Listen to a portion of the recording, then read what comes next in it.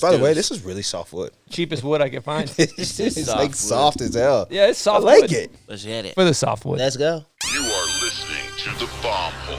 Bomb Hole Podcast. It's going to be very hot. It's going to be very uncomfortable for everybody. The Bomb. That bitch is crazy. Okay. Another week, another bomb hole. How we doing, Stony Buds? How you feeling over there today? I'm feeling pretty good, man. Pretty good. I'll tell you what, I'm excited about who we got in the hot seat today. I know. I haven't seen him in a minute. Stoked to hang with this guy. Ladies and gentlemen, we got Mr. Stevie Bell. How we doing, Stevie? I'm doing great, man. Thanks for having me, boys. It feels good to be around the homies. You know, Yeah, it's been dude. a little while. I feel like I've been on too an long. island by myself. He's been just hiding out in Sandy. Sandy Island. You're Hibernating. Utah local originally, correct? Yeah. Born and raised Sandy? West Jordan, Okay. Murray. But Okay. Well, let's just jump right into it. How the hell did you get up? When did you start getting into snowboarding, and how'd you get up to the hill and all that stuff? What got you into it? What mountain, do? oh yeah, man, it's a long story, but basically I skated. You know, I think a lot of snowboarders come from skateboarding first. Obviously, we get their influence, our style. A lot of times comes from skating, sometimes not. But skated and living in Utah, just like living in Massachusetts. You know, you can only skate so many times a year, and then winter comes. So I had a ton of friends that were snowboarding, but I was like, that's for the birds. I'm not doing that shit. Nah, man, I'm not trying to go up there. No black people went up there at that. You know, come on, you know, like black people skated, but it's like we don't go to the hill. We don't swim. Like that's just something we just don't, you know. But anyways, I was like, finally, I'm like, oh, okay. Like my boy TJ and Taylor were like, dude, let's go. I promise you, you'll love it. He loves skating. I'm like, all right, dude. Went up there. I didn't like that shit at all. I didn't. The first 3 times I went snowboarding, they took me to the top of the hill. I think the first time was at Solitude. Second 2 times were at Brighton. They dropped me off the top of the hill, and I'm just looking down this. You know, like when you don't understand vertical feet, you're looking down, you're like, I'm gonna die today for sure. Like, they didn't take you in any, like, warm-up slopes. No, They just took not you at all. straight to the top. Let's go. Like right up top of Crest or something like that, a Great West. And I'm like, oh my God, dude, I'm dying. So I slid down and made my way down. And so I'd get like maybe 1 or 2 runs in total that whole day. Ass is soft and icy and just hurt, bruised. And I'm just like, I'm not down. And then a couple years later, they were like, hey, let's go again. And finally I'm like, all right, I'll go, whatever, you know. And then I kind of picked it up. And then after that, I feel like after the first 3 times I always explain to people, it's for some reason it just clicks in your mind. You're like, oh, I got it. You start connecting turns, or at least holding an edge, and then you're like, oh, okay. And I was like, ooh, it's on. Yeah. How old were you at this point, the second try? I would say it's around like, I'd say 15. Nice. 15, 14, 15, yeah, 15 probably, I think. Crazy. That's so sick. And then before that, you were super into skateboarding and moto, right? Oh, yeah. Skating and moto were my thing. I raced motocross a lot when I was younger, and then I broke my femur at a race right before Thanksgiving. And my parents were like, sorry, but we're not going to support this. And like we were talking about earlier, it's not if, it's just when on a dirt bike you're going to get hurt, because that shit hurts. And you have a femur, dude. And for the listeners, just years later, I went to the track with Stevie, and he was just like, wow, like mopping fools up on a 250, and they were all on 450s, and just like, I was like, holy shit, this dude is fast as fuck. And yeah, so did you ever think for a minute where you're like, I'm going to be a pro motocrosser? Or? I wanted to be pro motocross, like, oh my God, it was in my soul, man. Yeah. I wanted to so bad. Watching James Stewart, and Yeah. like, you know, some of those That was guys the era. That was the Bubba Stewart Yeah. era. Oh yeah. Oh, Yeah. for sure. Right in the thick of that thing, dude. And I was just like, I would love to be that guy. He's still today my favorite athlete. You know, and like straight up. I was just like, I can be that. I can do that. And then after getting hurt, it's like motocross is a different, like, it's just kind of a different animal. Like snowboarding is another animal too. Skateboarding is, but motocross, you got to really have a family that's going to back you, because it's expensive. You're always on the road. You got to fix bikes. You know, it's just crazy. And it takes a huge commitment to, you know, 10% chance of actually even making it. Yeah. So. And to that degree, you don't even have a life. Your life is gym, track, gym, Yeah. track, gym, Yeah. track. And you're so focused that, like snowboarding, you can still skate. You can still have a life outside of it, Yeah. whereas moto, you can't. And then you were ripping skater Sandy Park Loke, or what was your shit growing up? There's a 6 skate park called Premier that was down on Redwood Road that we used to remember just that. like, man, like it was like Indoor? a babysitter. Yeah, indoor, sick indoor and outdoor. And my parents used to just drop me off your there. babysitter? Yeah, babysitter. Like seriously, my mom would drop me off at 7:30 in the morning and come get me at like 10 o'clock at night. That's sick. And I'd still be just wanting to skate. See, I was same growing up, same exact deal. And you always find that I feel like the best kids are like the mountain was their babysitter or the skate park was their babysitter or whatever. They're just like, I want to stay here all day. Yeah. And yeah, totally. Just sweating it out all day. Just nasty, grimy kids just skating. That was the life, man. What Shit was made sick. you kind of push into becoming a pro snowboarder? When I knew I wasn't gonna, be able to pursue motocross, Yeah. that was just out of the question. I mean, there's no point. Skateboarding, I just knew I would never make it in skateboarding here in Yeah, Utah. Salt Lake's tough though. It's just, oh man, yeah, you have to be down in California, man, and even being down in California, like you think you're good here until you get down there, that's why I respect Lizard King and like Diet and some of those other guys who actually made it, because like, I grew up here and I lived in California for a while there, but dude, you go down there and it's like it's a free premiere, it's like a free show every time you go to a skate park. Yeah. They're so good. But anyways, I started pursuing snowboarding after I decided, like I started getting good at a rapid pace, which I wasn't expecting, and I wasn't trying to get good, but just when you ride with your homies, like you're kind of competitive. You see them doing shit, and you're like, I'm gonna try that, and then all of a sudden I'm just like, okay, I learned a frontside 3, and then like literally a week later I would be able to do a frontside 9, and I'm like, wait, Sick. hold on, like, wait a second, maybe I should do this. Yeah, that's dope, man. That's a fast growth curve. That is a fast Front growth 3 to front 9. Dude, it was You crazy. got these mountains here, though, man. That'll kind of fast track you. Yeah, and especially, you circling back to what you said earlier, how did you get to the mountain and all that? It's like, dude, it was perfect. My high school was right there, and it was on the end of 7800 South, which 7800 South is if it comes out of Big Mount, Cottonwood Canyon and goes all the way down, that's 7800 South, basically after Fort Union. So my high school was right there, and my house was right there as well. So after school, I'd get off, boom, I'd run over there to my house, get my shit, and then I would just go sit at the bus stop and take the meet bus some right homies. up. And it was only like 45, 50 minutes, you know what I mean? And, the mountain doesn't close till 10, so we'd get up there about 4:30 and be able to shred a good 5, 6 you had hours. that night riding advantage. Yeah, absolutely. Yeah, night riding has a soft, special place in my heart too, because that's how I grew up riding after school night Yeah, riding. same With here. Steve Ward, it's like the lights. It's you're eating the shitty lodge food and A just, couple of noodles were barely affordable. Yeah, straight up. You didn't come from means then, I take it? I mean, I definitely am not going to say that my family was broke, but I mean, Yeah. we my parents split when I was younger, like about 13. So it was like they always made things happen. Always had a great household, but I mean, it's not like, Did they help you get snowboard equipment, or did you yeah. have to? Oh yeah. My mom would always buy us something. Like we'd always get a new setup every year. And then like some of our best friends, like TJ and Taylor Bottom.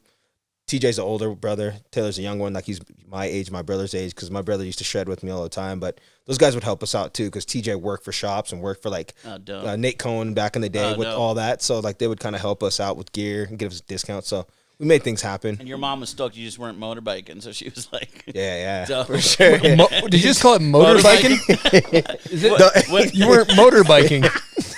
Hey, what am I supposed to call it, dog? that's his last straw on that shit. You will not do that again. And it went by me too. It slipped by me because I wasn't paying attention. Thank you. Did you That's just the call it last time. motorbiking? What am I supposed to call it, dude? Sound like my grandpa. Like, oh, you guys out on the motorbikes, aren't you? I gotta be honest, dude. I wasn't allowed to ride motorcycles or watch the Dukes of Hazzard when I was young. My mom just wasn't having it. She was scared I was gonna get on a motorcycle and die. Man. So I was like basically scared off of any type of motorbike. Well, I've seen you on the snowmobile before, and it definitely has not. You know what? It shows. It shows. I make it anywhere I need to make it on a sled. I get there, dog. You know what my favorite thing is, Buds, is when you used to be in head-to-toe Tech 9 gear.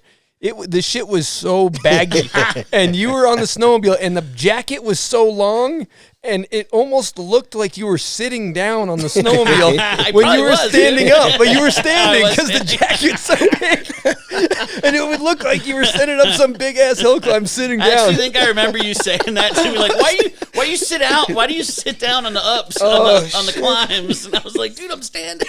Stone, I've definitely seen you snowmobile before. Yeah, and you're not a bad snowmobiler because I've seen bad snowmobilers, but you're not a great snowmobiler either, you know? dude, but I you do always- get there. You I do always get there. had the oldest sled because I never had the money for this dope shit that he's got around over there. All his sleds have the trailing arm still from the front ski to the frame. I always had that old sled, but I always get where I need to go. That's man. true. That's He true. does. That's true. He might not help build the jump. He's always looking for his dude. angle, quote unquote. That's But- every Built filmer more- too, though, man. A more photographer. Jumps over the years. I've been building jumps since you were in, since in 1903, grade actually. school, dude. Since snow started hitting the earth. Yeah, dude. It was actually, I think it was BC was the time.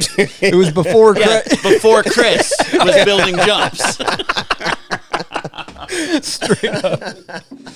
Okay, all right. So- Just really quick, just on that topic though, the best person to ever go snowmobiling with, filmer wise, is Kurt Heine. Oh, yeah. Holy shit! Oh, Have you damn. been? Yeah. Yeah, Oh he's a my neck. god, dude, he's such a fucking sled neck. It's crazy, dude. He's actually solid on a sled too. Yeah. But he will find every opportunity outside of filming to get on that sled. Like literally between shots, somebody lands, ying, ying, ying, ying. And I'm back, and we're just waiting for him. Like, fuck, Kurt, what are you doing? Dude, I always hate when you got to sit and wait because someone has to go roop or something. Yeah, that was my boy I've Kurt. seen Cole Taylor do that before as Oh, well. yeah. And you're just like, damn, dude. Had to can't- go roop. Can't blame him for wanting to Yeah. get a little throttle therapy in there. Oh yeah, oh But yeah. he's But, probably good, too, though. Huh? Oh, Circling, he's solid. he rips. He rips. Circling back around, and then at what point? Who sent you your first boards, or who was your Yeah, first? how'd you how'd get you get sponsored? That's a, Good question. Actually, it was a skate shop called Technique, owned by my boy Kenny, down in West Jordan. West Jordan. Yeah, West Jordan, right off Redwood Road. And then they had one at Draper. But my boy John McFarland, who was a pro shred as well, helped me get on that team when I was young. And then that was still night riding, like type style, you know. And then, man, God, it's been so long. Sometimes it's hard to recall. who sent you your first boards? Yeah, so that's what I was getting to. So I got my first board from Technique, and then after that, actually the first snowboard that was sent to me was a Tech 9 board. Oh, dope. And that was a couple Shouts years to after I got Buds. it. Let's go. Let's do this. Yeah, and then I got I remember this one too, and I think you'll remember this as well. But after I rode for Technique for a couple years, these guys hooked me up with some gear. And I remember I remember getting out of high school, and this is when I was younger, so keep in mind. I just remember getting so stoned at my boy's house on the way home. I mean, so high. And I'm just like, all right, cool, whatever. I'm going home. And then I get a phone call from a random ass number. I'm like, damn, who is this? It's Cole Taylor. He's like, hey, man, this is Stevie. I'm like, yeah, that's him. He's like, blah, blah, blah. We're chopped it up, small talk. He's like, hey, me and Stone are going to be at this rail with Derek Dennison's coming out. Do you want to come shoot? And I'm like, oh, my God, I'm so fucking high. Yeah, I'm on my way. I remember that session. Yeah, but then that ended up being my first spot check, or what was that, on deck or something? On deck, yep. Yeah, that photo. Which one is the one that goes into the fence? Yeah, that Yeah. one. The one That- you see from the highway. No way. Yeah, that was the first one, but I remember that like it was like yesterday, because that was the first experience of like getting an opportunity and taking advantage of it. Man, that's so sick that you're just driving and that was your opportunity. You're Yeah. just baked as hell, and they're like, "Hey, this is your shot," and you're like, Yeah. "Oh, fuck, let's." And would you nose press that thing? That was special. Yeah. Yeah. Yeah, that was a sick clip. Him and Dennison, I remember that session like it was yesterday, too. That was dope. That was fun, man. Then I was like, was that kind of springtime as well? Like, Yeah, I weren't think we so. springing It was like a little bit warmer. yeah. That was fun. Aside from the fact that rail immediately runs into a fence. Yeah, literally. It was fun until you land and ride into the fence. Yeah, so I think my first board was oh shit, you know what? The first board was a Peter Line that was given to me, and then the second board was a Tech 9. What was the boards back then that we were running? There's a lot Those of were them. Was it the so Bozung? dope. The Bozung? No, it was before the Bozung, Okay. but it was that same shape. Yeah. But it was a dope ass board, man. I'd have to look that up. If But we went to the One Love One video Love. part, it's in there Yeah. a lot. So that was how you got on. Like your first video part was One Love. Yeah, the first video part was One Love, and actually, I think in One Love, I actually was already riding a foreign board halfway through it. Partway through, Partway huh? through it, Yeah. I think. Something pretty like that. sure.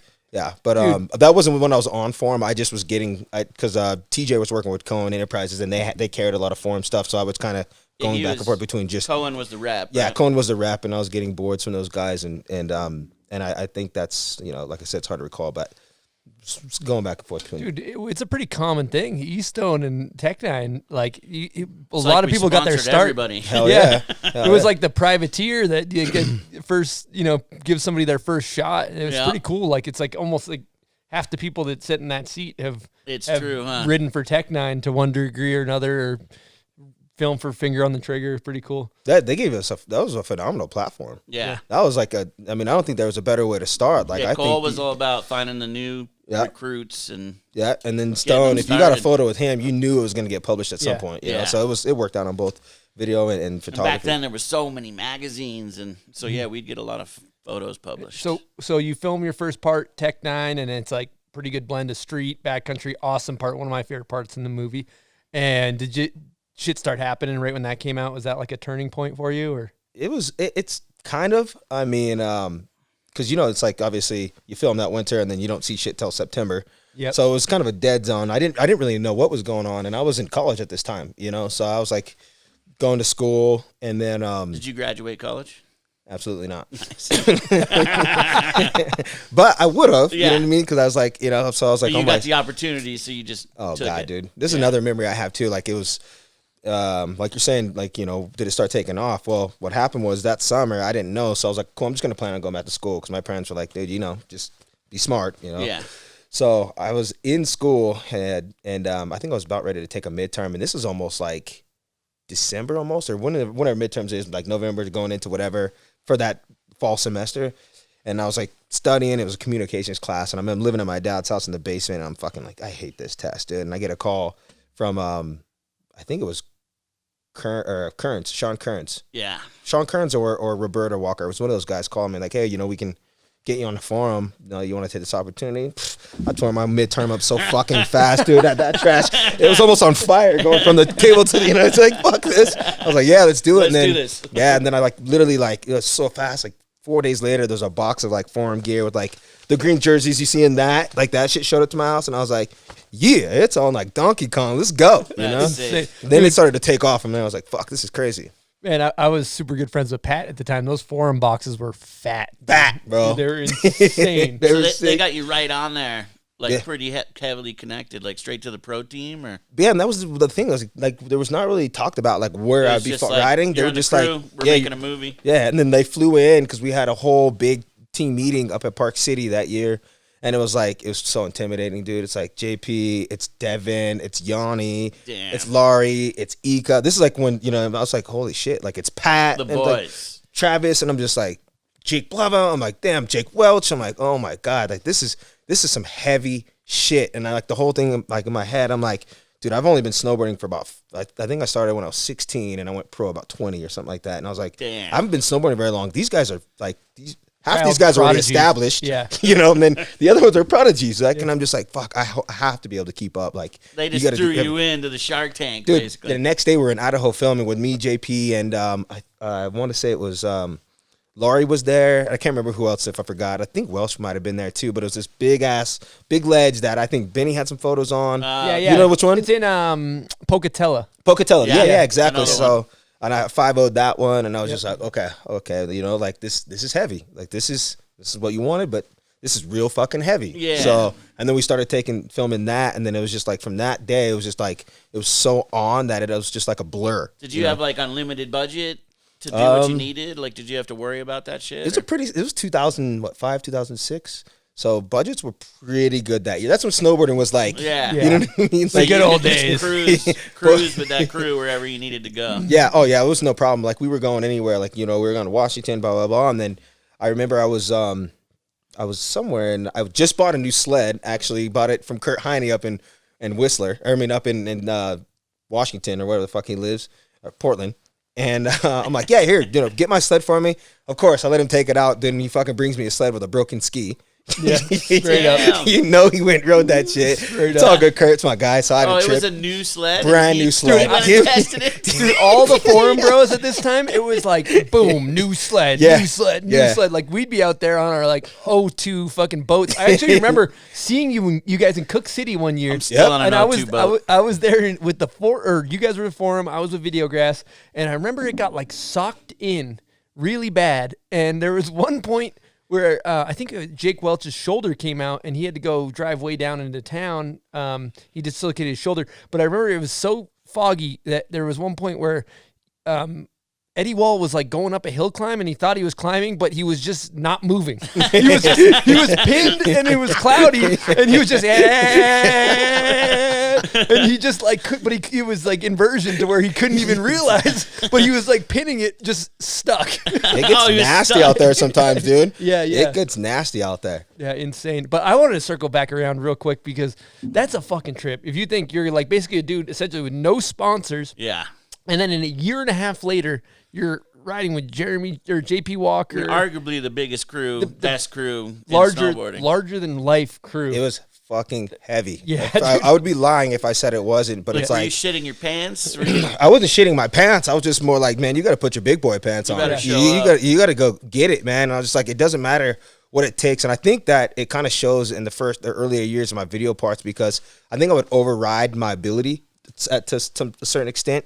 You know, I'd always just try to do heavier things than I have ever even tried to do. A lot of things that I did do in the video parts was shit I've never even tried before. I just would do it, you know? So, but it was heavy, man. And like it was fun though, because there was a lot of good support there. It was a sick crew, but then we get thrown over to this trip in Sweden for, God, I think we were there for 2 months, dude. And talking about going back to budget, let's just put it this way. When we got out of that trip, our fucking hotel bill was over $50,000. What? That's the cheddar bisque we're talking about. $50,000 hotel bill. Well, here's the problem. Like, dude, we were staying at this place called the Lidmar Hotel, which is not there anymore, but it's downtown Stockholm. And I know you boys have been to Stockholm. Yeah. It was a sick ass hotel. We had no business being in that hotel. For one, like, what are Travis we doing, Kennedy, dude? Oh, TK. God, I dude. forgot you. Travis Kennedy is a legend when it comes to spending money on somebody else's budget. Sounds about right, dude. That fucking guy is. I've got some stories from Travis Kennedy we can get into later that are just out of this fucking world, man. But that kid is like, that's a whole nother rabbit hole. But anyways, like we were just like me and Travis. The bill. Well, basically what it was is the credit card was down. Like the company credit card was down on the hotel. So, dude, like I remember like there was a certain point where we had a prince staying above us. Like we had like almost a whole floor. There's a shitload of us. There's a prince staying above us. But when they moved out or when he left, they put us up there. They would literally got to the point where they're so long. Like every time we'd come home, I just hit the button. Like, hey, yo, they'd put like a whole tray of Heinekens in the elevator. What are they? They were lobster rolls on the tray. Just all this expensive ass fucking food, and just hit the button and send it up to our rooms. Really? Up the elevator, we just wait for it. You know what I mean? It just got to the point where they knew what we want. 2.5 yeah, months. Yeah, and it's just got. I mean, Heinekens on deck, dude, and of course we're like. Me and Travis were probably drinking a majority of them. Yeah. But, you know, it was just nuts, man. It's like when we got done with that, we went to Finland and then we came back and just, I mean, the bill was just, I couldn't believe it. I was just like, that movie budget crazy. Was fat. Fat. I'll tell you what, it was never that fat again. Oh, really? Hell You guys no. overspent it? No, yeah, they never did that shit again. That was just like, it was like, here's a really, really high and everything went down from there. Yeah. Yeah. That sounds like you were on at the right time, dude. I got one good year. Yeah. Which movie was that? That's that. Vacation. That. Oh, that. Excuse me, Vacation. that. You're right. Speaking of that, let's get into a little name that video part while we're Let's into it. do What it. do you think? You know, I think it's kind of time. See how the kid does here. Let's see how Stevie's feeling.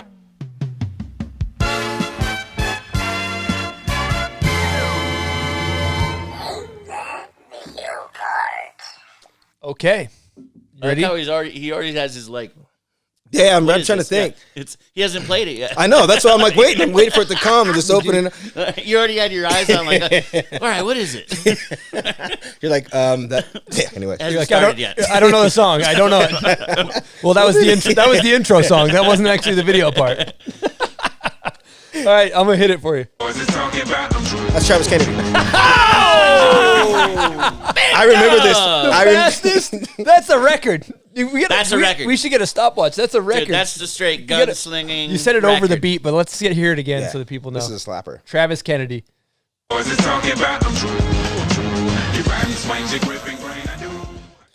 Dude. The reason I Hey. know that video part. Go ahead. Congratulations. You won. You got some air fresheners, a coffee mug, a little bomb hole prize pack. Fuck yeah, dude. Because my car is funky right now because of the Good. baby, bro. You got some baby Baby poo. poo. on the steering wheel. Yeah, well, I'll try not to, but hell yeah, that's sick. Hell yeah. Thanks, boys. Congrats. That was a record. That was a record right there, though. I think that's Someone the else fastest. did it really fast. I want to say Benny. Yeah, but You that just beat Benny. Hell you yeah. beat What's up, Benny? yeah What's up, Benny? Mopped him up. mopped him up. Well, dude, you got to think like I spent almost every day of the winter with Travis Kennedy, and when he wanted to use this song, I was the first one. He was like, hey, what do you think about this song? And this is when Chameleon Air was fucking huge at that point, you know? And I was like, oh, that's pretty dope, so...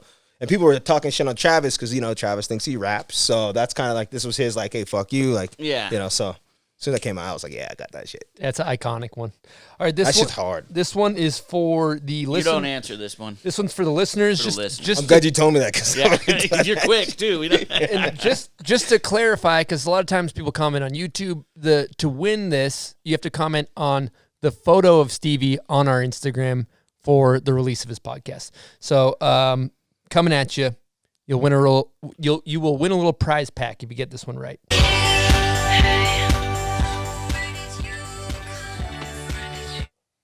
That one had a big role in me as a child. I'm going to say that. I don't want to give it away.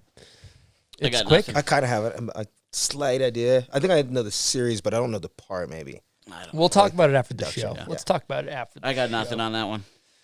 But I kind of want to dive back into the forum days, dude. They were like the golden days. So when that comes out, did you guys do a fucking crazy tour like normal and all that shit? Dude, we did a fucking crazy tour. World tour. It was crazy. I didn't get it. So since I was still a rookie, I didn't get to do the Europe tour. Oh, wait, no, I did do the Europe tour. But, dude, it was crazy. We did a U.S. tour. Then we did a Euro tour, which was crazy. Actually, no, I wasn't on that part of the Euro tour, but we did a tour basically from California all the way up to Canada all the way across to Montreal, Quebec, down into the eastern United States, like New York and shit, and then all the way back across to the U.S. So I did the leg from New York all the way back across to Salt Lake was the last one. That shit was crazy. Party. I was only 19, so I can only party so hard, but it was nuts, man. I just remember like Laurie Hiscari getting just absolutely sick as a dog on the bus, dude, and we're all just kind of like coronavirus, man. We were like coronavirus on the bus with Laurie, dude, and just like every night we're just going so hard that we're like, Laurie ended up getting off the bus, so then we ended up just fucking raging. And I remember I was in, I think it was Boone, North Carolina, actually, which shout out to Cam Pierce. That's his home area. Nice. But, dude, I just remember getting shitty off moonshine there. I mean, shitty. Yeah, that shit will fuck you up. Shitty. Like and 150 proof or something. It's like crazy. Fucked up. Yeah. Some crazy shit. And I just remember Nikki Scoggins. Was it like legit moonshine? 100%. Dude, this is North Carolina. Yeah. This is not fucking Salt Lake liquor store. Yeah. This is like some heavy real deal. Shit was made in the bayou or whatever the fuck. Barrels and shit underneath the mud, fucking banks of, whatever. Yeah. The alligator piss, I don't know, like, fuck, I had no idea. However it's done. Yeah, but it was one of the sickest, it was probably one of the sickest parties just because, we were raging out there. I just remember getting drug out of there, like, dude, we got to get on the bus, and they're just carrying me out. And then another crazy one was at Penn State was just absolutely fucking chaotic, dude. Tons of kids at these things? Tons of kids. I mean, it was like loaded. And here I am, a 19-year-old kid. The year before, I was literally studying for college. And here I am raging, at some other part of the fucking world, across the United States with a sick snowboard team. It was just absolutely nuts, man. We had so much fun. I got a lot of love there. It was dope, man. It was a good experience, but fuck, dude, it takes some years off your life. Yeah. Well, tours, T-Stone. I've been You've on been there. some tours with people, and woo. Yeah. And then also the Euro ones the forum. The forum too is the thing about forum at that time is like you guys were like it kind of put on a pedestal to a degree, like the elite team, the elite guys. You guys had a tight crew. Nobody was really getting in the crew, and you guys stuck together. And so it seemed like you had bottomless budget and. Those signings must have been insane because you guys were larger than life. So that seems kind of cool, especially like go from a kid in college a year and a half later. You probably have kids lined up and you're signing autographs and they're excited to meet you and all that stuff, right? Yeah, it was just crazy, man. It's like, again, you've been there. Like it might have been a different, I wouldn't say different level because I think that every crew had their good set of following. Yeah. Forum might have just had this like super highlight, everybody looks at, but I just think that.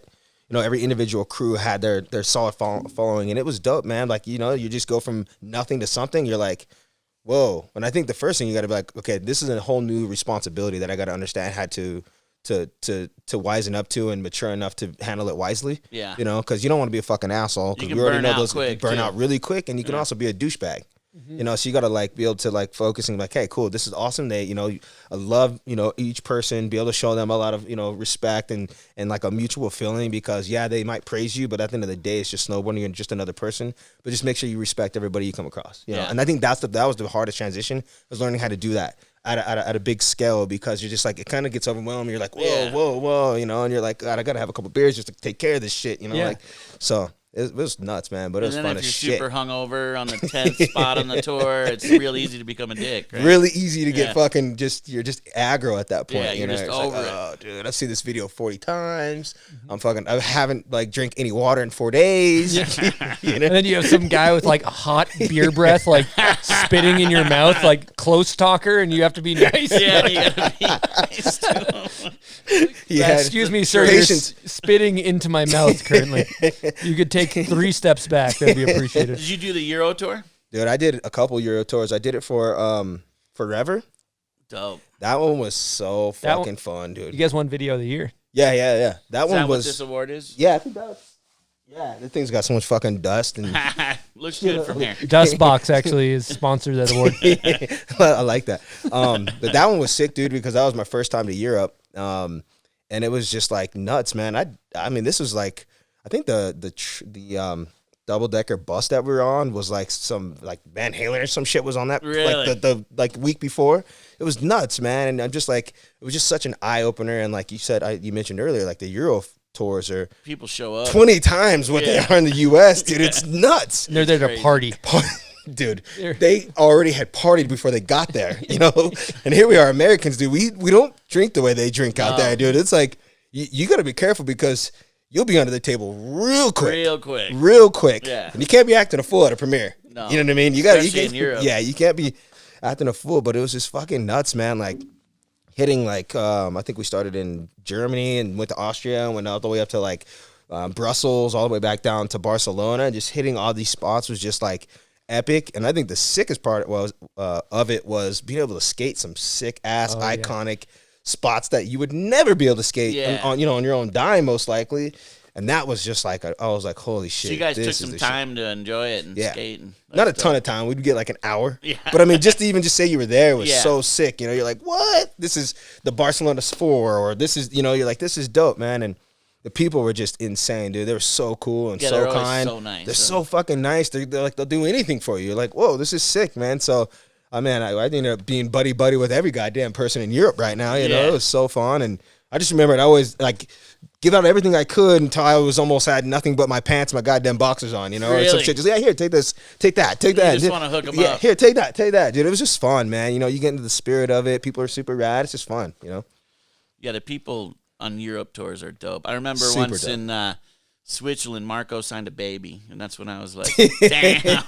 It might have been his fucking baby. Just kidding, From Marco. a premiere year. Just kidding, Marco. I'm just kidding, Marco. You're probably right, though, dude. So you two have been on some wild trips. I heard Buds tell some fucked up stories about snap. Russia and Oh, stuff God. like that. Yeah, we went to Moscow like 2007, Yeah. and it was definitely an eye-opening trip because Russia is pretty wild, huh? Russia's fucked up, dude. It's fucked up. I'm not going back. Yeah, if I don't we have all to. kind of left that trip like, I don't know if I'm going back. I Nah. ended up going back twice since then. But You're a fucking better man than I am. I'm not going back unless and I got nothing wrong with any Russian followers that are listening. Amazing country, beautiful. Like it's not that. It's just gnarly. yeah, It's just a gnarly place, man. Like it's cold as shit. I almost got kidnapped by some dudes that I don't even know where they're from. Yeah. Like remember, like we were sitting, like these guys. There's a big busy street. We park our van up there. Benny's looking at awing over like this two set, like the two sets, a sick photo, and then I'm looking at awing coming down over this fence and awing over this fucking frozen pond that has a hole that just goes down the middle. I don't know what the fuck I'm thinking for one. But these guys were you guys up top or down low? up top, I think. Yeah, and then there was 2 instances in there actually. Now that I think about it, the first one was you guys were down low helping Benny shovel, and I'm standing alone up by the van, and these dudes I see they got fucking silver teeth. I mean, they're gnarly. Like there's some killer shit. You know what I mean? Like Russian gnarly. thugs. thugs. You know what I mean? Like little girl walked up to us and was like, "Those are bad, man." Yeah, like, dude. Don't go near them. They go by, they're looking at me, and I'm just like, okay. They go down, flip a bitch. Sorry, speaking to the mic. I'm like, oh, fuck, dude, here they come, dude. They get out, dude. They're speaking Russian or some other shit. And they're like looking ready to one opens a trunk, and I'm like, hey, yo, dude. These guys come up there, dude. And finally, they're like, they ended up leaving us alone because there was a number of us. Yeah. And I'm just like, fuck, dude, that could have been it. They had like fronts in. I think they were like Armenian gangsters. That's in what Russia or some shit. They were gnarly, dude. That was sketchy looking. Is that where there's a backfire situation and you guys hit the ground? That's another day. Yeah, it was another day. Dude. Yeah. But so then after that, like, I think we were wound up from that. yeah, You're already on edge. maybe. But then after that, like, I think Benny goes and like he's warming up, whatever. But for some reason, I think these guys are now up top, and I'm the only one like kind of going down and like getting my runway smoothed out all of this hole. So I'm like, oh, fucking, let me just try it. But I didn't realize my board had frozen water and ice all over the bottom of it. So I drop in. I have nowhere near the speed. I come up short.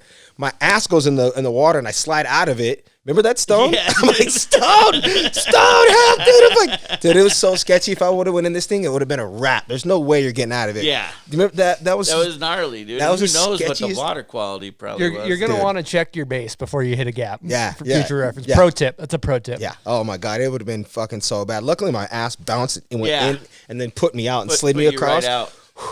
Oh my God, that was so fucking sketchy. And it's not a place you want to go to the hospital. What do you remember how crowded it was? Yeah. How would you get to the hospital? Yeah, we would wait in traffic like 6 hours sometimes. Yeah, just get a couple miles. Yeah. You ain't making it to the hospital. Yeah, that would. You're dying wouldn't- on- You en wouldn't route. get there quick.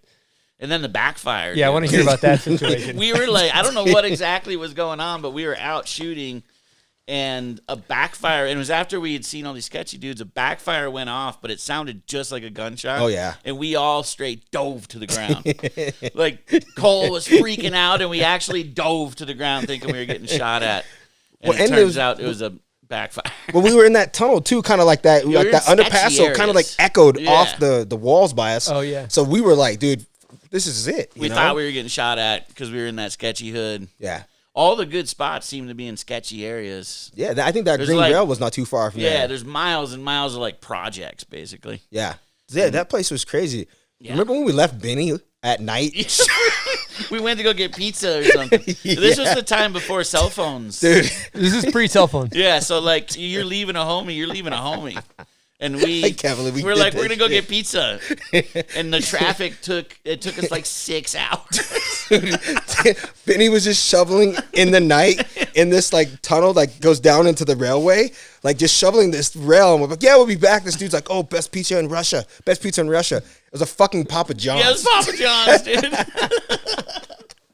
We were like, oh God, are you fucking kidding me? Benny was gripped when we got back. Yeah. He was so pissed I at think us. someone stole his board. Something. Yeah, something happened. Like his board got stolen. Like we were in Yeah. the ghetto zones. He had every right to be pissed off at us. Yeah, he was mad. Dude. Yeah, he was pissed. He had every fucking right though. But we did not think the Papa John's mission was going to be a 6-hour fucking retreat to the best pizza in Russia, dude. Yeah. I'm not gonna lie though, I'm a Papa John's fan. I fuck I'll with tell you Papa what, John's, best dude. pizza in the But not country. when you're talking about the whole, he hyped this up like we were going to some magnificent spot and we all looked at each other like, I bro, swear, you know this is a Papa John's. They have these in America, right? Yeah, I swear I ate a pigeon on that trip too. That was at the fucking place with the pool table yeah, with the dude. big balls. They fed us some weird. We ordered Sketchy. chicken and we got some like. Yeah, this shit was nuts. I went Sketchy. to China pigeons like their chicken. I was there Yeah. not too long ago. That's fucked It was up. gamey, they, dude. they have pigeons like that's the most common bird you're gonna find to eat. We almost That died whole in trip our was rental fucked up. van. Oh, I was gonna get on that story next Right, too. tell but that one, dude. Man, there's a lot of stories just from that single trip right there to fill this whole fucking podcast. So let's talk about it. Dude, it's crazy. So we're going down the street and like Russia's weird because you will get in trouble for maybe crossing over a line turning, but you can drive down the fucking sidewalk all day. Yeah, true story. It's like, what? We got pulled over for like just something stupid, but people are flying down the sidewalk just to get by the traffic, and we're driving, and it's like, God, that was a sick crew we had there, but Muzzy was next to me in the Yeah. van, or was he next to you in the I think van? he was next to you. And then Cole was driving, so we got the whole van full, but dude, like, Muzzy was like, he was gripped after this, but we're going down the road, and I'm not sure what's happening because, I'm like La La Land and shit. Back Just of the doing van, my not thing. even paying attention. And next thing I know, the van is doing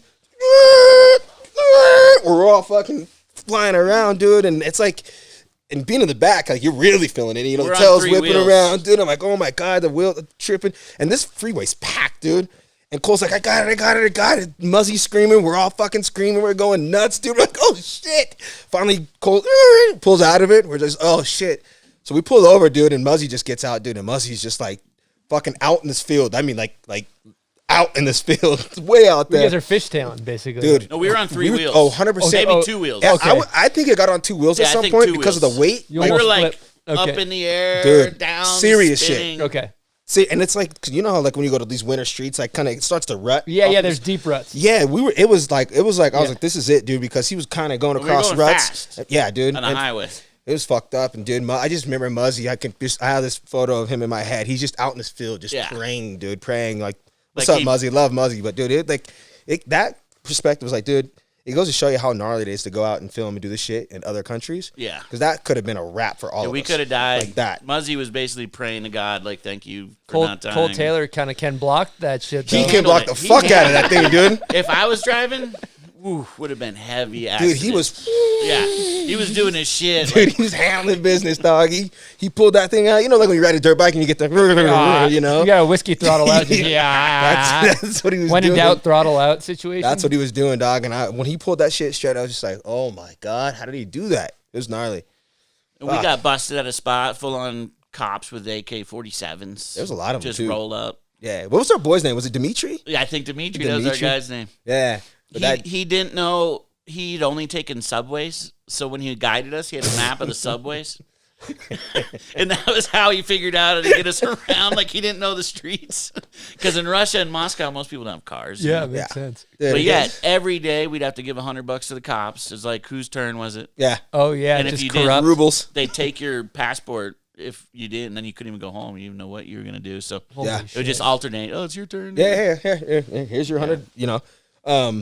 I think that trip, I ate more fucking beef stroganoff than I've ever in my entire life. me too. Because And haven't had that's it again just since. what. That's just what you knew. Like, that was the only thing we could kind of tell. I think it was safe. like, beef stroganoff. What would you like tonight? Just give me the beef stroganoff, you know? Yeah. You were like, oh, no, just give me the beef stroganoff. Because that first night, it was Pigeon, dude. Yeah. We were just struggling. We're like, what does all this mean? You know? Like, I'm sure China kind of was the same thing. You're like, what the fuck? What is this? And it's always all kinds of weird smells that Yeah. you're unfamiliar Yeah. smells. You're just like, it smells fucking weird in here, man. Yeah. Like, I'm gonna go with the stroganoff. Yeah. And everyone Dude. there wears Yeah, just straight up. everyone's like, it's so cold. That's why they're all drinking vodka in the morning. Basically, they're just trying to stay warm. They're all kind of dressed in black and dark colors. And Yeah. we went to the subways one day though, and the subways are crazy. You remember how dope they were? Yeah. Do you remember how fucking deep that one went, dude? Yeah, it was it like a was crazy. 20-minute fucking escalator ride, Yeah. dude, to go deep. They basically, to get people stoked to go to work, they put all this attention to like art and detail. And you go down in there, it's like being in a museum or something. It was fucking cool. crazy. It was yeah. sick. And then when we were at the mass terminal, remember what happened? Tell the story about what happened. Well, for one, dude, it was like, I was the only black dude in Russia, I swear to God, Yeah. for a week. The next thing I know, like, we just kind of walking, and there's just this black dude coming, and I can just see his face light up as he sees me, you know what I mean? And here, I'm just like, okay, whatever, dude. He was so fucking excited to see me. What was he, like, when he walked up and, like, give me a hug or some Yeah, shit? Like, he give me, walked like, up, that, and, like... He like saw him from like, across this crowded room and just beelined it to Stevie. comes over, like, oh, dude, I didn't even know what Hugs you. language. Yeah, hugs me. I can't remember what language he was speaking, but I think Yeah, he me did neither. have broken English. and he Broken was just like, English. good to see you, da-da-da-da, and then I was like, it's like, holy shit, that happened so fast. It was He like, was just said he hadn't seen another black person in 2 years. yeah, or something crazy like that. Yeah. Like, dude, you got to get the fuck out of here. So, Insane. yeah, it was Insane. crazy, dude. That place was. Remember that vodka party we went to? Yeah. The after party. Who knows what was going on there? I think I battled a bunch of MCs on the mic. Did You you were go crushing did you it, go- actually. did you go- Dude, I might have battled like reggaeton seven, style? seven Russian rap artists. I've experienced that in my life, luckily. He's so sick. Yeah. I had no idea even like Stone even had this in him, bro. Next thing I know, I'm just like, the fuck? He's just ripping this shit. I'm like, what? And just for the listeners and viewers, Stony Buds basically turns into like a Ross clot. Like he's just like, he gets possessed, dude. And he's like, On too. It's so on, man. I'm retired though. Nah, I bet you if we got you out in the right scene, That's, dude. it's actually not true. I actually filmed him freestyling when we were recording an intro the Oh, other that day. did happen. Huh? And I secretly filmed it, and I have the audio, so Oh, we God. can actually put that out at some Please point. put that. Can we insert that somewhere? Stony Bud, Mike Assassin, joints I pass, and this motherfucker is the next up on the for the action. Stony Buzz, wickedest on the scene. Fuck with me, I'm like Mr. Clean. I don't know why I'm like Mr. Clean. Why would I be like Mr. Clean? Because that shit is tight, dude. I remember that. I was like, damn, son. Yeah, that was a sick trip though. In 2007, like I think we were like one of the first crews to go from America over there, and it was crazy. Well, yeah, I was in Finland at the time, and Did you meet us? Yeah, I met you over there because Yeah. I had to get my passport taken care of in Finland, and then to start the trip off, I remember I went to the airport, met Benny there. Benny and I, for some fucking reason, I let Benny talk me out of leaving the gate to go get a drink really quick. We come back and our fucking plane's gone. Oh no! I'm like, God damn it, Benny. So I already checked out of my hotel. Anyway, we stayed the night in Finland.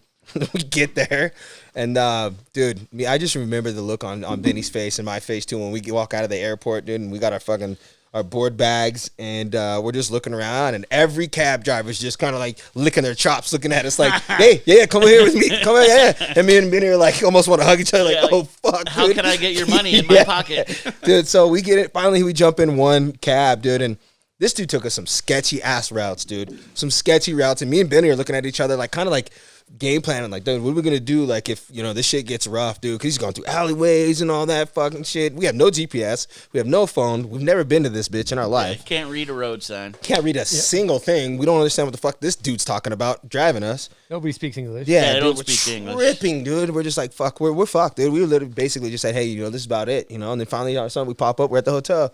We were just so fucking relieved, dude. We couldn't wait to get out of that taxi cab, dude. We were out of that bitch like that, Pew, in the doors. So happy to see our friends. It was funny, man. That was a fucking good trip. Yeah, it was good. Good times. Some good fucking photos came from that trip Yeah. from everybody. Yeah. The nose press photo is iconic. Thank you, man. Yeah. I specifically remember that big ass ledge that Benny didn't really have a super active trip that trip, but I just Oh, remember big the last purple- day, the purple shirt. he hits this fucking ginormous ledge and just crushes it. And I'm just Yeah. like, dog, what have you been doing this whole time? Yeah, right. Like, what have you been doing? Let me just wait till the Let end. me get one, yeah. Back 50, this like giant hubba. I was just looking at the thing like, dude, that thing is fucking huge. His Yeah, kit is that was pretty big. swag in that too. I Yeah, remember. the purple He's always tee. swag, dude. Yeah, he's always looking Always good. swag. You told me when I was close, bro? Dude, we might be out, bro. dude, This one's half open. Do you have any? Did you pour it in? I'm out. It's all good. You could Oh, pour. I got one inside. You want a White Claw? You got the White Claw. Now That we're works. talking, dude. Forgot about that. What's next? It was cool. I wanted to dive into maybe, you were talking about at the beginning of your forum part, there was like some people gave you some hate, like you kind of quoted being saying I'm only pro because I'm black, that kind of thing. I wanted you to talk about maybe that shit a little bit. You're feeling at that point when you're filming that part and where that came from, and I don't know if you had any thoughts on that. Yeah, and that actually that starts before all that. That kind of starts in high school. Yeah. And I kind of went to like a high school way out west. Like, at the time that was like the last high school going west. Before it was all developed. Yeah, before like I was fucking Yeah. hillbillyville out there. Yeah. Yeah, Yeah, it's there was fucking nothing. crazy. Yeah, it's like so it's like a lot of hicks, dude. A lot of fucking like not a lot of racist kids because we had a fucking sick crew of people in our school, but there's a good group of them, and a lot of them hated me because I was doing their shit. You know what I mean? Like I was skating, I was riding moto, and snowboarding. And moto was the first instant, dude. They would talk so much shit, like, oh, talking shit, nigga, this. And it's like, the one day I saw him at the track, bro, and I'm on an 80, and these guys are riding bigger bikes, and I just lumping these motherfuckers. I mean, lumping them. Really? They never said a fucking word after that. Really? You just shut 'em cats. up. Lumping cats. I'm just a little YZ80. Yeah. Listen They're to just you like, Just wick, just wide open, just screaming. just perfectly, just going, like, coming across their rut just to fucking throw dirt at him. Never heard anything back. And then snowboarding, same shit. You get a different sport and they start talking shit. But then it's like, even friends I was like, used to be cool with, we're talking shit. Like when I started to kind of get sponsors, like, oh, he's not that much better. Like, he's not better than me, whatever. And it's just, you hear that hate a little bit. And then it's just like, sometimes you hear people just talking shit like in the park. But then it's just like, you laugh, you kind of smirk because it's like, all right, well, I'll let you go first. Yeah. And then I'm going to come after you, but I'm going to do everything switch. You know what I mean? Just tell, like, you don't, Just I'm not fuck saying that with you're them. cocky, but you're just, all right, bitch, you want to talk some shit? I'll fucking show you what's up. And then of course, you know, you get the fucking internet gangbangers. I think this is when Facebook and social media started to kind of like come alive, like at this early stages of our career, and people talking MySpace shit or in the something. comment, MySpace and Facebook, and like people talking shit in comments, or always having something smart to say about it, you know, and that's where you're just kind of like, oh, whatever, man, you know, like fucking talk all the shit you want. But then I thought it'd just kind of be funny to like, kind of put that intro out there, like, bitch, we hear you, but we don't care about you. You know? Like, you can talk all the shit you want, but that's why I'm here and you're there, you know? So I have a question. When you would hear that shit, would that ever fuel you sometimes? Would that give you some motivation?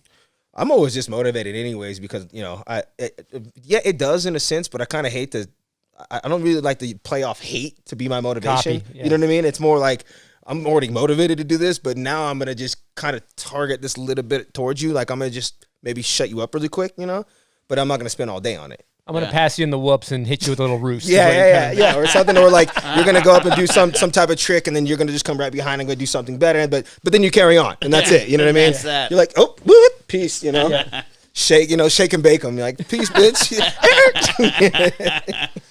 The old It's just shake fun, and you know. bake. It's just fun, man. I always just thought people was like, I kind of love it though because it shows, you know, true colors of people sometimes, like how they really feel, and it's like, I guess like I'm kind of, my dad's really like a different type of person. Like he really is like, who gives a fuck about what everybody else says? You just got to focus on what you got to focus on. I've kind of always had that mindset, but I know it's easier said than done, right? And if I didn't have my dad that was that way, I don't think it would have been as easy. You know what I mean? Because I was just always, that was hammered into my head.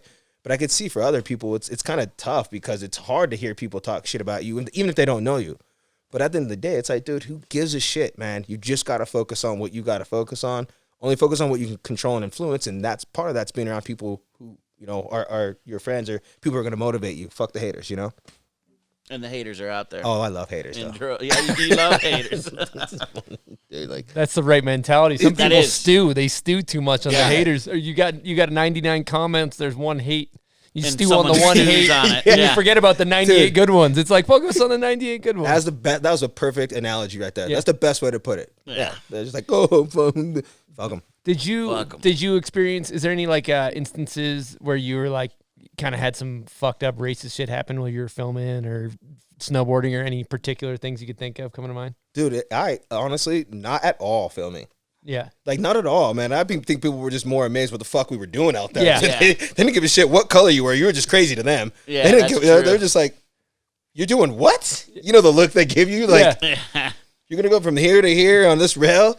So people didn't care what it was, man. And I would say, actually, we had some pretty fucking cool run-ins with cops. Like, I would say that, like, luckily, we had really cool run-ins, but I mean, one time we were in Houghton, Michigan, Upper Peninsula. Did you ever film up in the UP? I did go up there. Yeah. There's a Houghton, Marquette or something. Marquette, and then Yeah, you go yeah. up above that, and it's Yeah. it's like Upper Houghton. Peninsula. It's like crazy, but dude, they gave us the fucking keys of the city. Oh, I remember that. That was those years. the coolest shit I've ever seen in my life, dude. I actually got they the were so keys cool up there. of the city taken away from me up in that city with Breezy.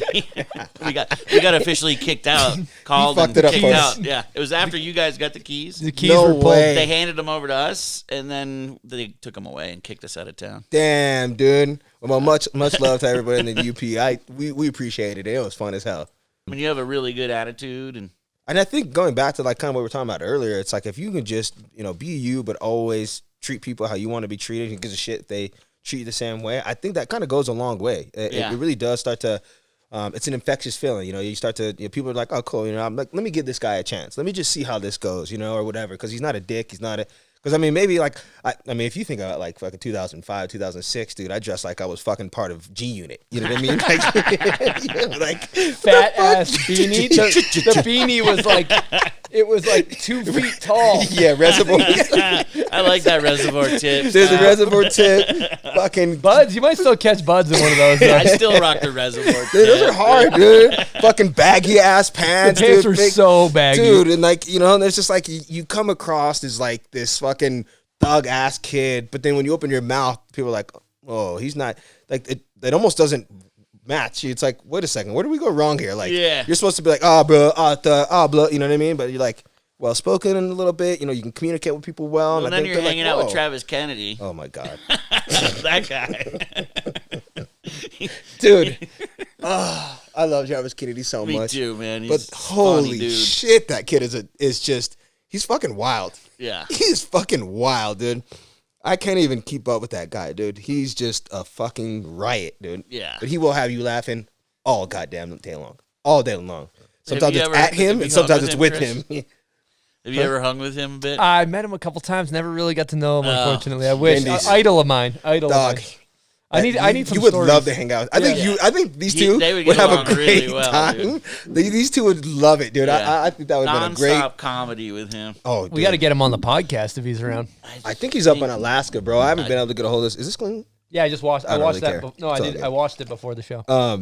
Unless we're trying to get some sponsors and endorsements, But, Yeah, White Claw, dude. We're down. That would be I sick. mean, we're down. But yeah, dude, I think he's up in Alaska. I don't know what he's doing, but fuck, if you can get him on a podcast anyway. Nothing good. It might be more of a phone call scenario. Yeah, You got any instances like over all the forum years, premieres or parties or anything off the top of your head, a TK story and bang us over the head with? Dog, I got one right now that I'll just fucking throw out to you.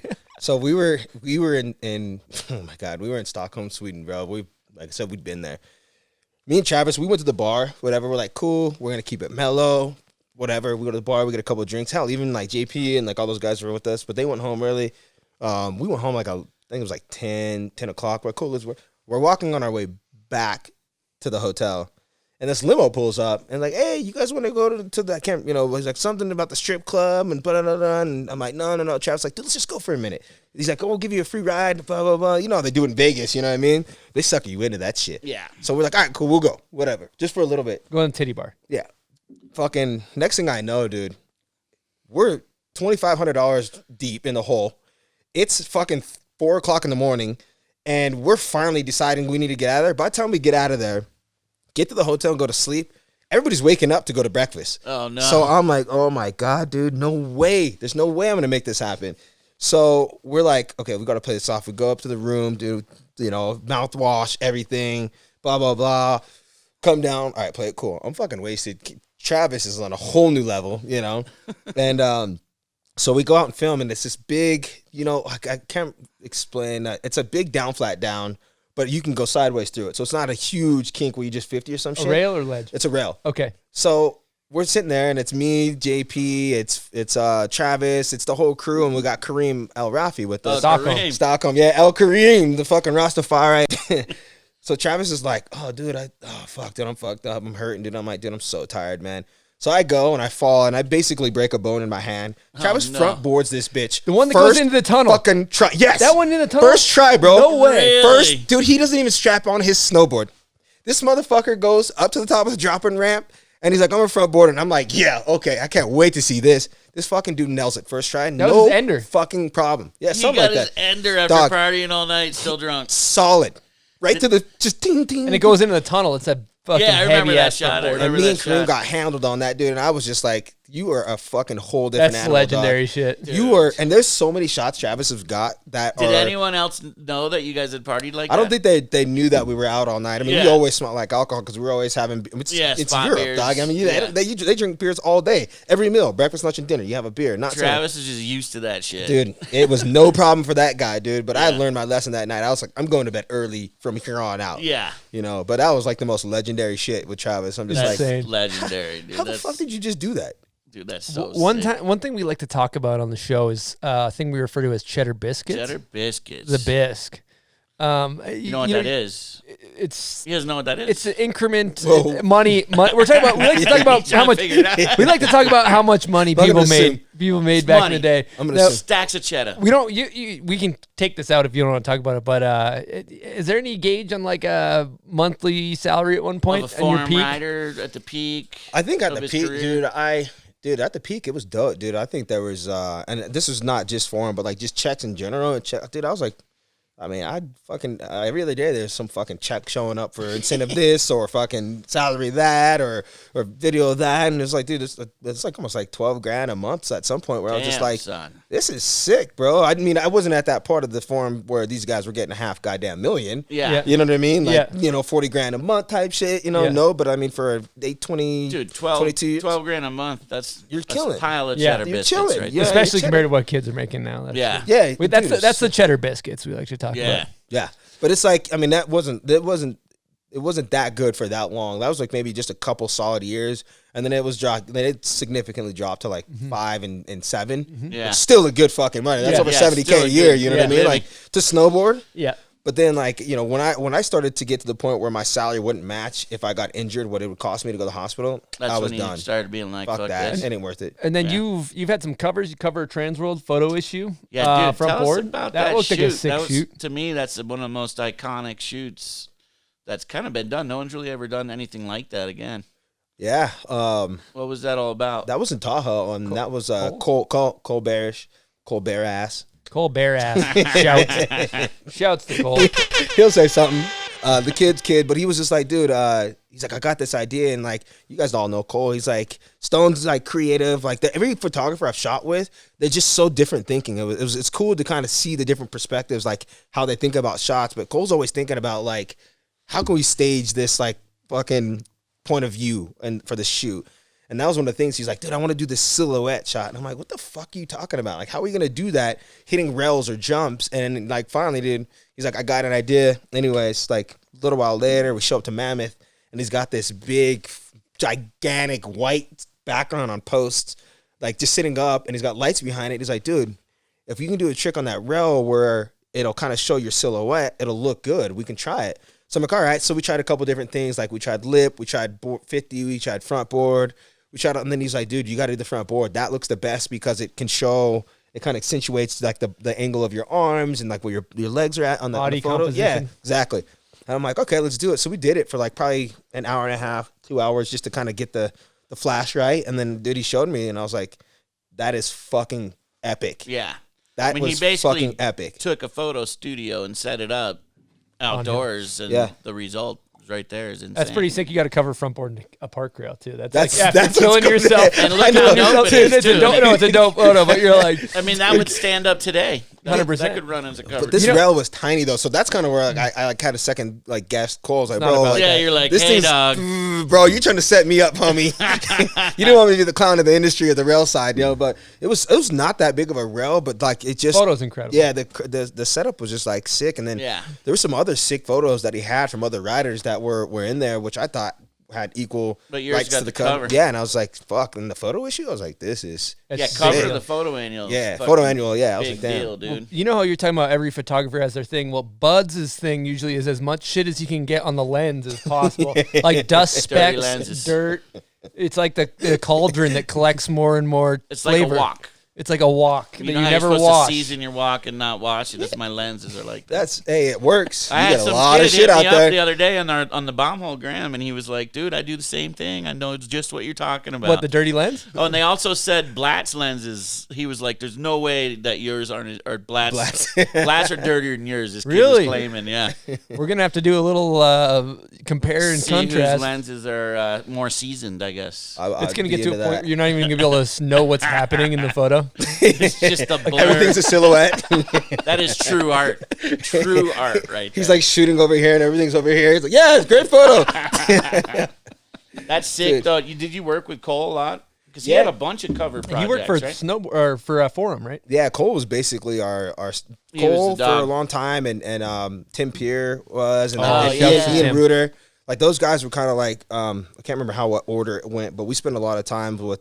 Well, I mean, we had a pretty big crew. I think it was like fucking 13 of us. So And they had you- 3 Yeah, photographers all at you'd once. have to. I mean, you can't just the photographer would be mad busy trying to keep Yeah. up. So it was like we just kind of change, interact, and a lot of times Ian Reuter and Nathan Yant would be whoever's doing backcountry, you know, Yeah. and then Cole and Tim would kind of be in the streets, and then we would have our filmers. But it was pretty sick, The man. time of 3 staff photographers are gone. That's unheard of. long gone, That long is gone. unheard of nowadays. Yeah, Yeah. most people don't even have 1.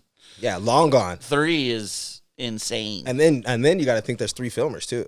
yeah. You know what I mean? So there's That's called cheddar bisque on the budgies. Right On the there. budgies. The budgies were flowing like the Nile. they were flowing like the Nile, bro, but that fucking Nile dried up so fast. The Nile dried up. No, that Nile shit was doesn't- fucking- that river doesn't even exist anymore. It's actually completely evaporated. Yeah, that was Burton's. Burton was flowing that Nile when I got on there. You know what I mean? That shit was just Oh, flowing, did Burton own it when you got on? bro. Burton bought it the year before I got on there, Oh, no which was shit. sick because their shit Yeah. was quality. Yeah. It was good. Yeah, that makes sense, Yeah. dude. That Bert Noise had like 3 staff photographers too, so that makes sense. Photographers or photographers? Photographers. Okay, just making sure. Because the lenses are furry. Oh, from all the, that's the mold and growth on them. Okay, you need to At least the microphone was. the furry The mic, little- furry Little lens. furry mic. Yeah. Dude, that's dope, man. You were with them at a good time. That must have been awesome. It was sick, man. And I just liked it because it wasn't the Form 8, which I wouldn't even try to compete with those fucks. Yeah. Let's just leave that alone. But we had some of them. So it was sick to learn from those guys what they did to create Form 8 and then transition that to the new one. Were they Because I bet people receptive? thought, they were super cool. I bet people thought, oh, these dudes are going to, tank what Form was. But those guys, I think they chose wisely on their riders and who they brought onto the team. Were there other riders that could have been easily got on that team? Absolutely. Yeah. Absolutely. I mean, hell, half of them, Grindy's could have been on that team. But it's just the way they picked the personalities is what I'm saying was like they did really well on. I was a big TK fan too. Yeah. Dude, that dude. I'm telling you. Not to bring it back. I'm telling you, dude, if we could do a whole podcast on Oh, dude, I stories want to of get 'em Travis on the Kennedy, podcast, man. I could share. I got a lot of stories of We'll Travis have you. Kennedy. We'll bring another mic and we'll have a 4-man crew in TK so Dude. Stevie can co-host. Yeah, We because just I gotta want to be able to locate this poke the guy. bear so he doesn't try to get shy. Because that fucking guy's got some funny stories, man. He can talk though. He'll release some shit Oh, for us. you'll probably have to edit some of the shit he says. Yeah, Like, I would say for sure, man. Sick. Well, we've been cranking. One thing I wanted to get into is with the current state of shit going on. Obviously, we talked about it before we were rolling. Some of the Floyd stuff happening and your thoughts. And I thought you put it pretty eloquently with race and how you kind of, no matter whether he was black or white or whatever color, just seeing somebody like that, it fucks you up, right? Yeah, I mean, it's just unfortunate, especially to see it come from, people who are supposed to protect and serve our communities are being the biggest fucking idiots. Like, did you see the video of the 2 cops pushing over the 75-year-old? Yeah. Mhm. Cracks the back of his head. Like, I don't care what color you are. What the fuck are you doing? Did It you doesn't make see any that sense. Or George Floyd, or the kid that got killed down in Georgia. Like, it just doesn't make any sense to me. And those guys weren't law enforcement. One of the dudes was law enforcement, but it's like at this point, I'm just like, I don't even know how to form an opinion because I just don't even know what to say yet. I'm just like, what? Trying to take it all in and like thinking in my head, like I'm trying to think differently. Like I've got this, like I'm not a violent person, but I've been having these weird like feelings of wanting to get violent against, like not against cops or something, because we have a lot of law enforcement on my dad's side, fucking great people. But sometimes you just kind of feel this anger start to build up where you're like, I want to start retaliating on people for what they're doing. But then you're like, dude, you gotta like think about this in a different perspective. You don't want to be like them. You got a young ass daughter. You're not the same. You got to kind of take it in and then just form an opinion like over time. Like just kind of slow your roll. Because the old angry Steven, who knows what the fuck he would have done? I don't know. So I'm not saying I would have gone out and shot or done anything violent, but I would have been at the protests. Yeah. I would have been getting crazy. Let's just put it that way. Straight up. But yeah, so. I think that's smart to take a step back and form an opinion before just shouting into the void, and seeing. But yeah, what's seeing going on? I mean, dude, fuck, me and Buds are 2 white dudes, but like it fucked me up seeing that shit, dude. And I'm not. It fucked me up to the point where like tears. It's Yeah. like, I feel that. I And watched those videos back to back, and it definitely creates a feeling that is insane. Dude, it's crazy. You don't know how to process it. And It's crazy. you get angry and you tear up when you really hear some of these situations and what happened to these people. That you mentioned that 75-year-old guy in Buffalo. I guess like 57 of the police officers quit the police force, not because they pushed them over, but because they fired the 2 guys. Good. Get your bitch asses out Yeah, there. get your bitch ass Get out. your but bitch ass out of when here. I first read the article, I thought it was because those guys didn't want to have to be put in that position yeah. to push someone over, but instead it was to back up those 2 officers. good, And you're something- unemployed, something's bitch. wrong there. Yeah. Yeah. It's just crazy, messed man. up. It's like, how did we get to this place? Yeah. 2020. Like, this shit has been going on for a long time. So, like, it's hard. When I say it's hard to form an opinion, it's hard to form an opinion to put it into words, to really articulate how I feel as a black man living in America, and especially raising a mixed baby, right? Who's going to probably see both sides of it. But it's just like, it's just so hard to just bring it all together because this shit's been going on for so long. My grandparents went through this. My grandpa passed away a couple years ago at 93 years old. He went through this when he was my age. Here we're in Really? 2020. I'm 34 years old, and I'm going through this. Yeah. What the fuck? This is crazy. It just cycles back around. Yeah, it's and crazy. becomes a big topic again. But I think that this time it's going Me to too. change because, like I said to you guys earlier, I read an article about a little white girl that died because the cops hit her with some pepper spray and she had asthma. I think her name was Sarah. So R.I.P. I appreciate you standing up and voicing your opinion to back up this whole movement, not just for blacks but just for everybody. Rest in peace. But like when white people start dying, shit's about to change. They ain't gonna stand for that shit. 100%. Yeah. 100%. When white people start dying, shit is about Yeah. to change. And they're out there protesting side by side, and it's beautiful. And I think things are finally going to make a difference. I hope. Yeah. Yeah, I just don't know where the fuck are we getting this law enforcement from? Yeah. Well, yeah. It's time to. I mean, I gotta agree. I'm down to defund the police and start over. 100%. Straight up. And like Start over. And here's what I need to do. To be honest with you, I need to get on the phone with my aunt, who retired she was LAPD for a long Really? time, and really get on the phone with her and just kind of question and just get an opinion from her perspective, who's been around it. She lived in LA. I mean, fuck, there was Dude, yeah, crazy that's shit going hardcore. on. Yeah, Yeah. she was around the shit, but I need to ask her like what get her opinion around it and have her help me form put some things into perspective to where I can understand it from not just from my perspective, where I'm just, you see it, you want to hate on it, but get her opinion on Yeah. it too. But I know she's not going to be about no fucking kneeling on somebody's Yeah. neck. I know Yeah. she's not going to be about pushing no fucking 75-year-old or where you can see the blood come out of his back of his head, or pepper spraying some fucking pregnant lady where her daughter at risk, or excuse me, her kid at risk because she's pregnant. So I know she ain't going to be about that. So all Yeah. that shit is for the birds. That is some bullshit. But It would be really interesting for you to have that conversation with her, huh? yeah, I didn't know you had police in the family. yeah. My dad's side, there's quite a bit. Quite a bit. Yeah, quite a bit. So it Just runs in the family. Yeah. So And you've never had any run-ins with like Salt Lake police where there was issues? dog, I don't do shit to get myself in I trouble have. anymore. Yeah, Bud, Like, Buds is dude, they're out for me. they're out for Buds, and he can't go anywhere without catching a case, man. Yeah, dude, it's fucked. Yeah, man. and that's all right. I can't say all cops are bad. No, not at all. 100%. There's got to be good ones. But I would say the seem ratio to be a for me, mythical creature. it seems like it's like you got for every one good cop, you probably got like 6 shitty cops. That's it my seems like personal it, right? experience, like something like that. And it's like, can we just fucking switch those numbers? Because the first part of this whole movement is like admitting that, like, just for the cops to admit that police brutality is a problem. That's the first step. Like, can we just get, like, if until you admit fault, we aren't going to move forward. So, like, first things first, like, let's admit fault instead of saying, well, this is one instance. Let's look at numbers. Let's go facts over feelings. There's these, there's and it's like, let's have some fucking empathy for another human that got fucking murdered by someone who's supposed to protect us. It's not about one instance. It's the straw that broke the camel's back, in my opinion.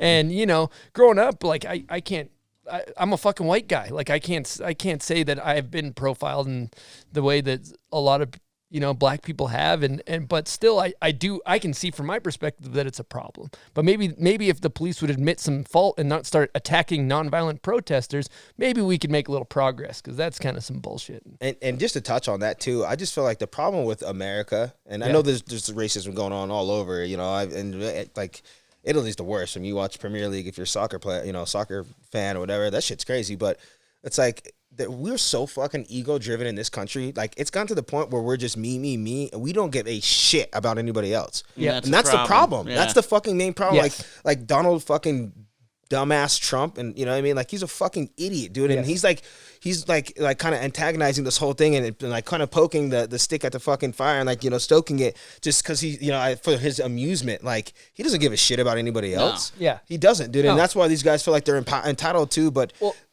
good.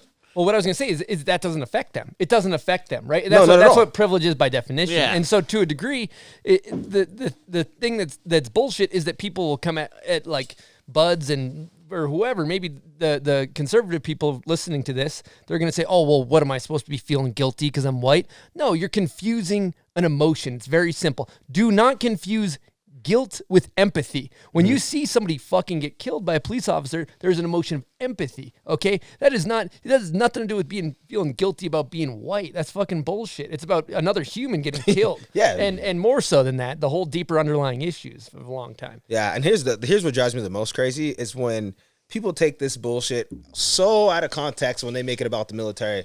Yeah. Do you think that the military's been, built of just white people for the last couple hundred years? Are you fucking stupid? Yeah. Like, yeah, kneeling when the national anthem is on It has nothing to do with the military. For one, the military had nothing to do with professional sports until recruiters started paying to have advertisements to get people who are watching sports to want to join the military. Great. But that the flag had no significance in sports until then. So when people are kneeling, like Colin Kaepernick, it's not about the military. No. For hundreds of years, there's been black people. My grandpa's Navy. My nephew just graduated from the Air Force, Academy 2 months ago. My brother-in-law is Air Force. His brother's Air Force. We got a lot of military in our family. My cousin who passed away, he's Navy. They're all black.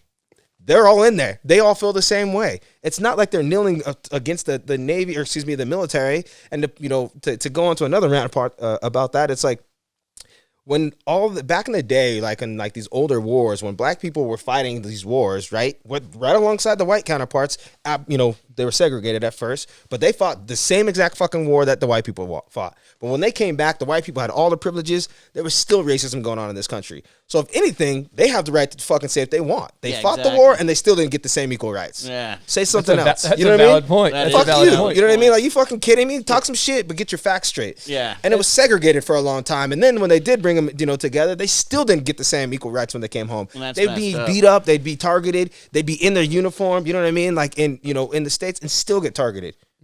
Fuck out of here with that shit. And then also, back to the Kaepernick thing, that's just simply like raising awareness for civil rights to a degree, right? Kneeling. Okay, like, Black Lives Matter, I'm gonna kneel for the national anthem.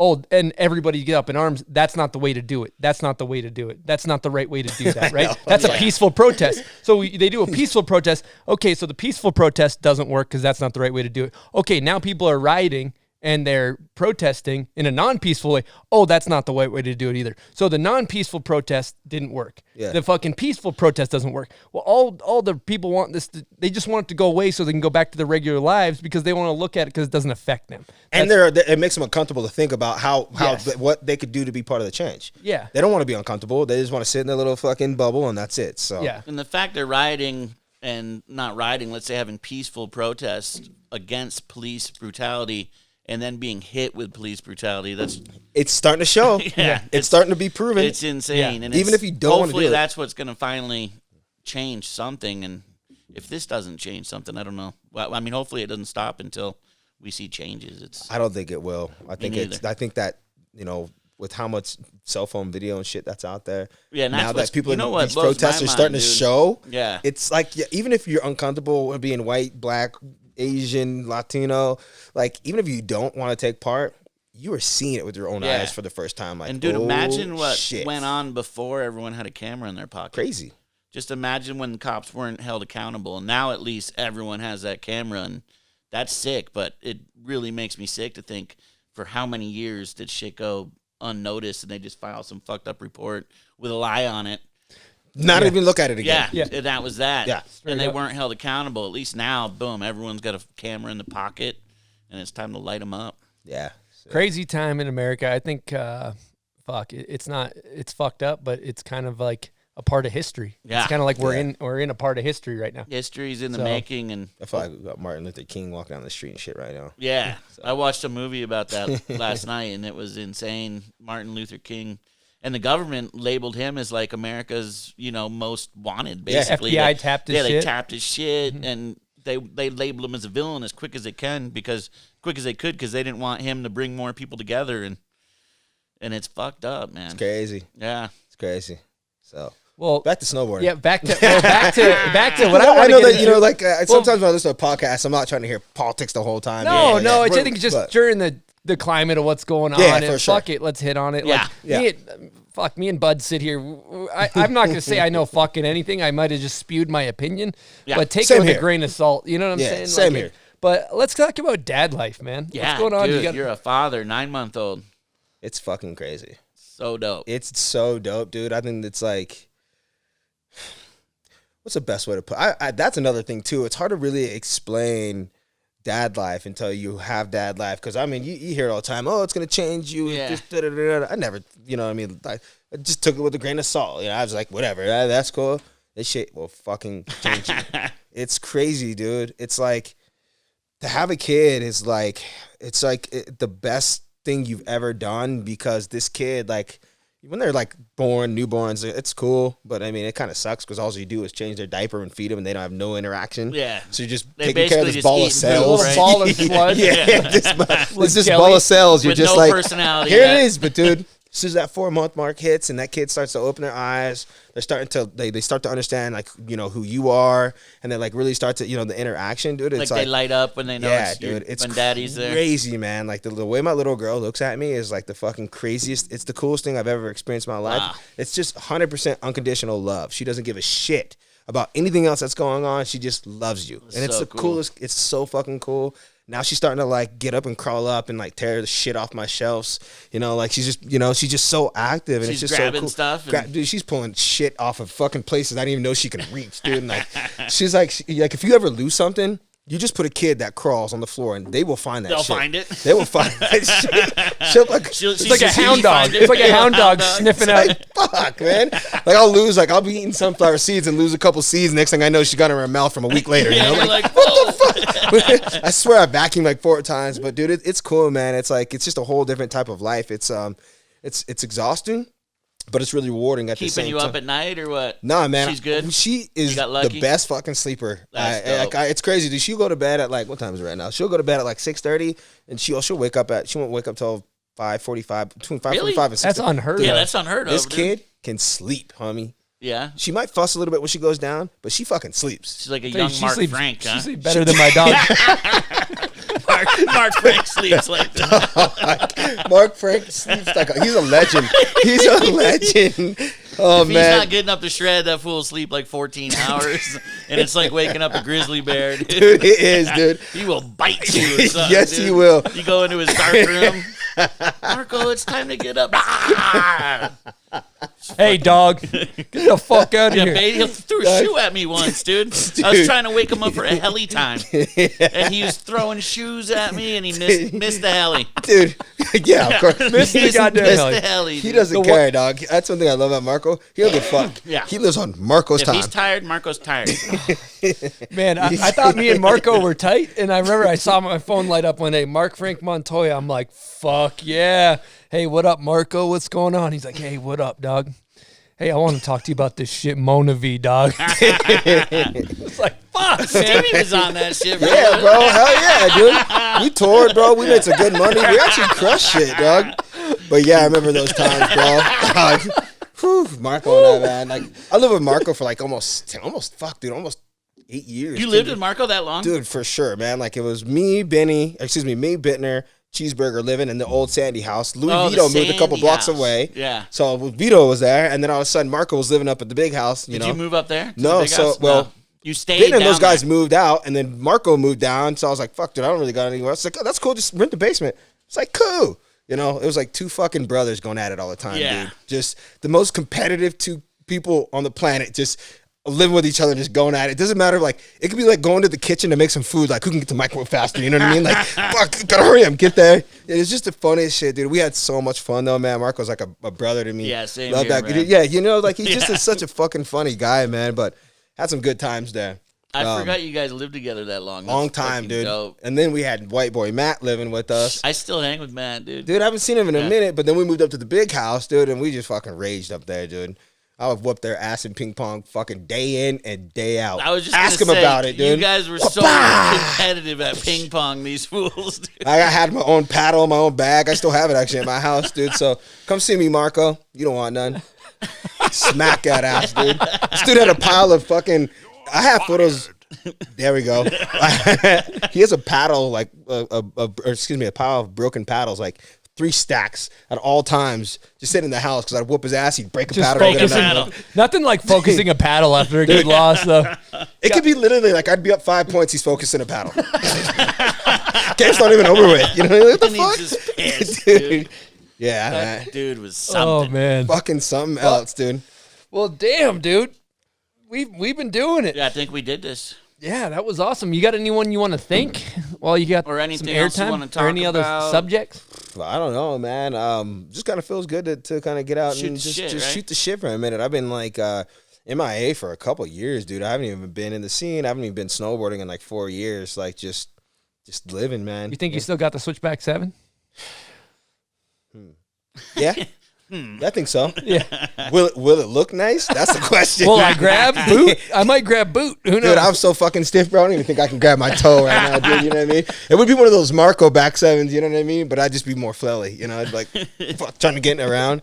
But when I called you up to do this, dude, I hadn't seen you in so long. I've missed you, dog. It's been too long. We got to get you up there. Yeah, dude. I miss fucking shooting with you. Yeah. I miss going bropping with you. You Yeah. used to Bropping.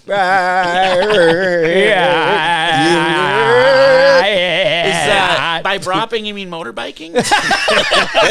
All right. Thank you guys for tuning in. We'll see you yo. next week. Appreciate you. Love y'all. Thank you.